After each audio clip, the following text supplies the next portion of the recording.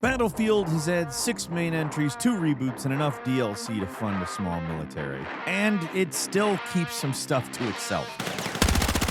Whether you're a veteran of the franchise or just somebody who thinks that it's Call of Duty with tanks, there's a whole bunch of mechanics that the game conveniently forgets to mention. Hi folks, it's Falcon, and today on gameranx, 10 things Battlefield 6 doesn't tell you. Starting off with number 10, tap, don't spray. Battlefield 6 has got your traditional weapon bloom that you'd see in most military shooters, but the actual effects of that bloom have been changing throughout the beta as DICE attempts to respond to player feedback. For a while, when you were shooting, it was better to tap, as in to not just hold down the fire button, but rather you should be firing in controlled bursts to remain as accurate as possible.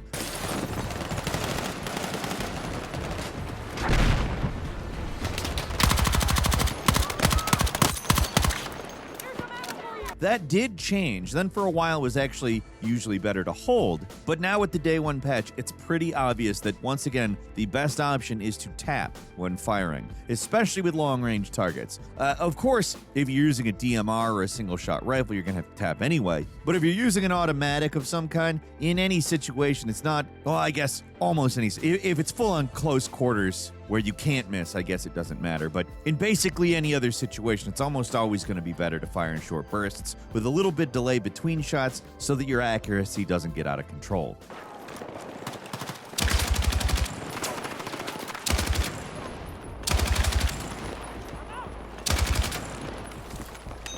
It's one of those things where you just have to get accustomed to it, and it does then quickly feel like second nature. It's not hard to do, like you're just tapping it in. Just tapping it in. It's all in the hips. Just a thing you got to be actively thinking about when you're playing Battlefield 6. Once you get the hang of it, you should see your general accuracy at long range improves quite a bit simply by tapping instead of holding. Something else you should tap, the subscribe button.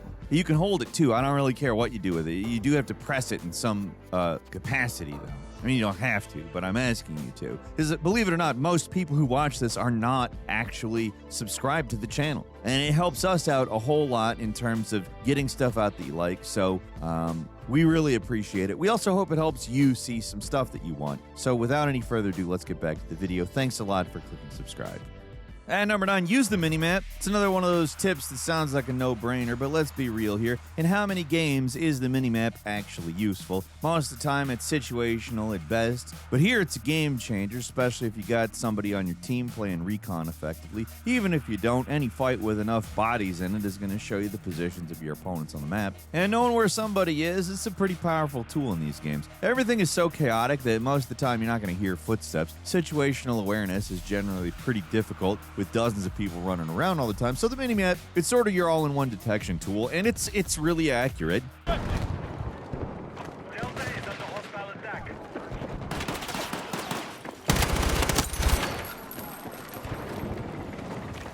The deal with Battlefield 6 is that yes, skill is important. In a one-on-one, face-to-face shootout, more skillful play is going to win, period. But tactical play and positioning is a way to win games. Flanking is how you win in Battlefield, and hitting an enemy in their blind spot is how you win. So don't treat this game like Call of Duty and just run around twitching all over the place, hoping you'll just overpower any matchups, because that's not going to happen. Instead, slow down a little, check your minimap, and plan accordingly. It's an incredibly powerful tool if you check it consistently.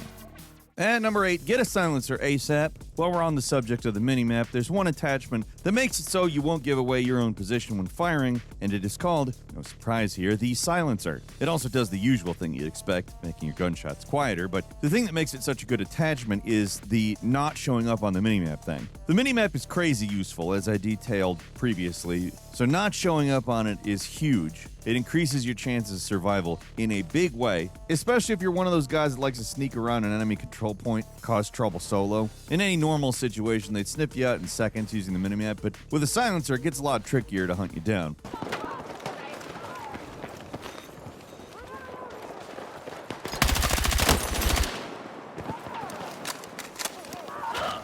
Actually, unlocking a silencer usually requires a certain amount of mastery levels of a gun, Most of the time, you're getting basically every other barrel attachment before any silencers become available, so this isn't something you can take advantage of right at the start of the game, unless you get the Phantom Pack DLC, which comes with a special M433 that has a silencer automatically. You might be tempted to call that pay to win, too, because it is very handy right out of the gate, and honestly, I'm not sure I agree because it just doesn't take that long to build up weapon mastery. And while some guns need you to get pretty high levels to use any decent barrel attachments, the M433 only needs a mastery level of 8 to unlock a silencer, so it's just not that bad. Also, in all seriousness, getting the silencer as soon as you can is helpful, but a little time without it makes you appreciate it too. But either way, there's no reason not to fill out a weapon's attachment points, so once the silencer becomes available, your survivability goes way up.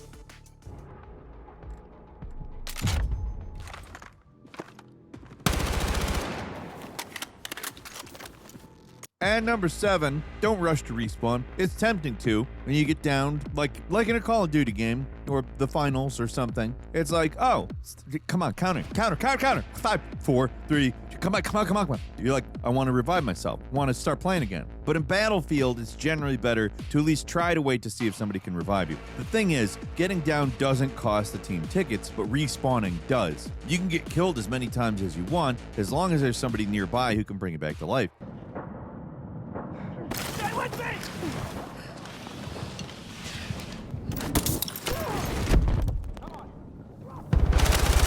And even if there isn't someone nearby, it can still be worth it to wait it out and see, because a lot of the time, if you die on an objective, things can swing in your team's favor fast. It might seem like you're just dead meat, but if you wait it out, it's not uncommon for players to sweep in and clear a spot, and if they're able to revive you, that's one more body to help defend it. Reviving is easy, too. Everyone can do it, and if there's a support player nearby, they can do it very fast. Support players especially want to revive everyone they can because, the game is able to tell them if there's one nearby. So most of the time, they'll eventually come by to revive you if they can. I've seen people online complaining about players who just choose to die and respawn right when they're about to be saved, and it's a long, stupid-ass thing to do in Battlefield 6. Players who aren't waiting to get revived are just feeding the other team. You're making it so it's that much easier for them to win, and it's dropping your KDR for no reason. Also, being down doesn't mean do nothing. You can still make note of enemy positions and mark guys to help out your team. Often, there might be an enemy around right as you're revived, so knowing where they are and being ready for them is how you survive.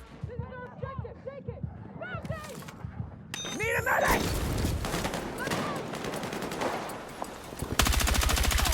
Another important thing to remember, if you do die, try to die in cover, or at least someplace where you're easy enough to save, because if you're dying out in the middle of the street, it is going to be a tougher choice to make to come and risk their neck to save you for other players. If you have to die, try to die in cover.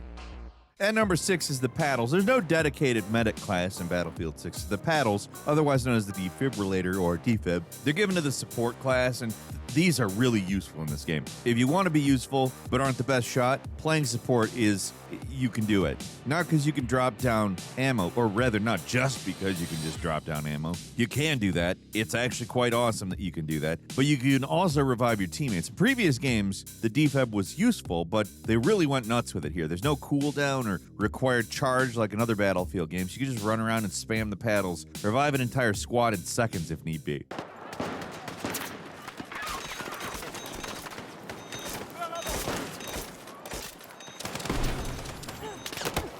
It is more effective if you do hold down the fire button, though. If you just tap it, anyone revived comes back with 50% health, and instead a full charge defib brings them back at full health, which in certain situations is a lot more useful. Pretty much any situation where you might need half of your health. In addition to the other half. You don't have to target someone to start charging the paddles, so do it ahead of time, and you can just dash past people, reviving them with enough practice. It's a good way to keep yourself alive while also bringing others back. Support can also revive the normal way by grabbing and dragging, and it's a lot faster than any other class at doing that, so if the situation calls for it, that is an option. Most of the time, though, you're going to be using the paddles because they are beastly in Battlefield 6. Having good medic on your team is huge, so do not sleep on it.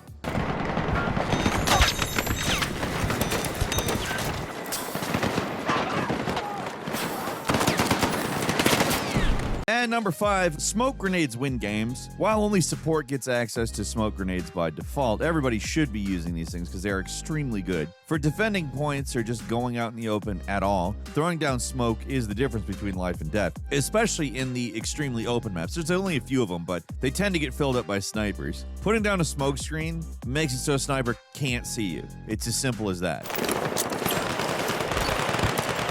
Hostiles are assaulting Charlie. For pushing objectives, having at least one person with smoke grenades is just incredibly good. You pop in some smoke, get within the objective, and wait for your team to follow and clean house. I've seen people advocate that everybody should have smoke as part of their kit. That's how useful it is. It's an underused tool. It's often ignored for flashier pieces of equipment, but the simple smoke grenade does win games.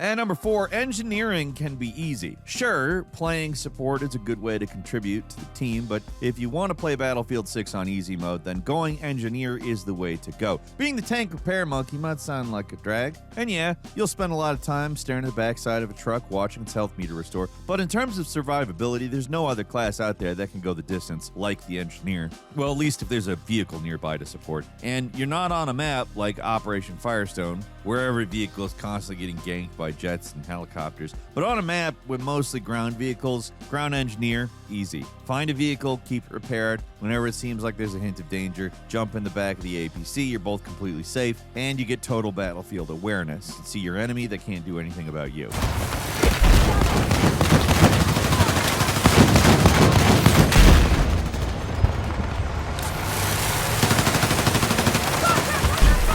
Jumping in and out of a vehicle feels really good sometimes because entering and exit is instantaneous. If you're getting shot at, just go into a vehicle, see who's shooting at you, then jump out and kill them. It is surprisingly easy. What's even better is that a lot of the time, nobody's even paying attention to the engineer. There might be snipers that may try to target you, but unless they're at the sweet spot range, they're generally not really that big of a threat. You're not going to get one-shotted most likely. As long as the actual vehicle driver is smart and knows when to sit still and when to push, you can survive a really long time.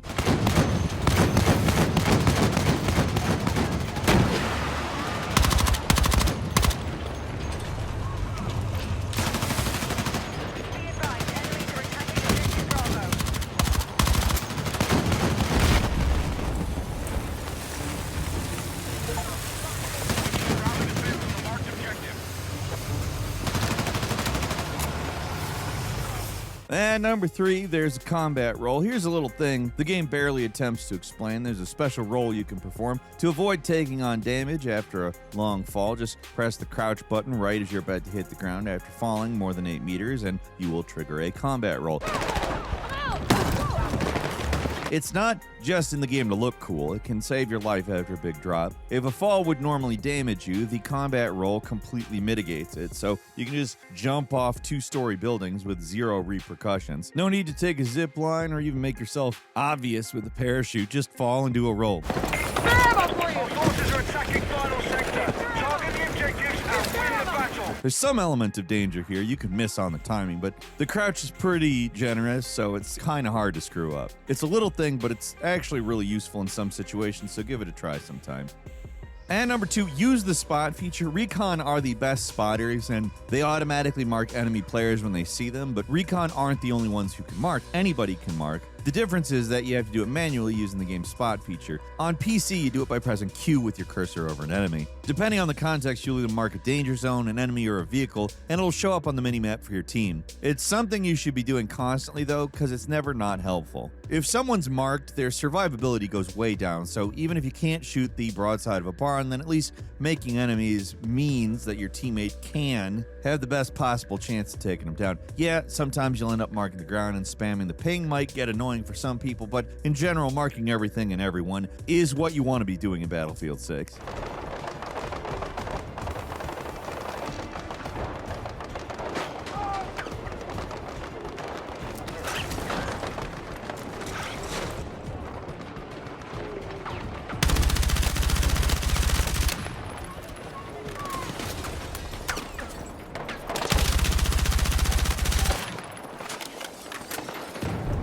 And finally, at number 1, how suppression works in Battlefield 6. Another mechanic that doesn't really get explained a lot is suppression. It's a mechanic that's been there with the series for a long time, but how it works here is a little different. The general idea here is that shooting at an enemy's general direction will cause them to be suppressed, with their screen blurring to signify the suppression is in effect. In previous games, this state and being in it would mess up your accuracy, but in Battlefield 6, what it stops is your natural health regeneration. The distortion effect still happens, and that does make shooting a little more difficult, but you don't get aiming penalties or anything, so generally suppression is not as powerful in this game as it was in previous entries. Still serves a purpose, keeping your enemy from healing is useful in certain situations, but it's not going to turn the tide in your team's favor in the way it would in other games. Oh yeah, and the stim that the assault class gets makes it so they can ignore the effects of suppression entirely. Honestly, it's not even worth it to get rid of, but hey, if you want to get rid of those annoying screen effects, that's the one way to do it.